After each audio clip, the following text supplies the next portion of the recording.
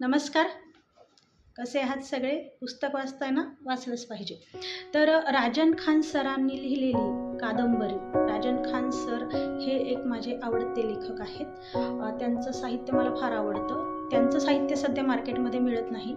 बरीचशी पुस्तकं मिळतात, पण काही पुस्तके जी दुर्मिळ आहेत ती तुम्हाला जुन्या वाचनालयात सहज मिळून जातील. ज्येष्ठ साहित्यिक आहेत, ज्येष्ठ लेखक आहेत, त्यांची अक्षरमानव संघटना देखील आहे. तर हा जो विषय आहे बीजधारणा या पुस्तकाचा, याच्यामध्ये अजूनही आपल्या म्हणजे समाजामध्ये एखाद्या जोडप्याला मूल न होणं हे त्यांचं खूप मोठं वैगुण्य समजलं जातं.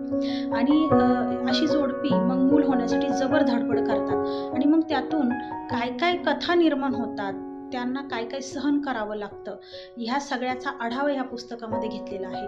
अतिशय वेगळ्या धाटणीवर हे पुस्तक लिहिलेलं आहे. बीजधारणा म्हणजे अर्थपूर्ण पुस्तक आहे.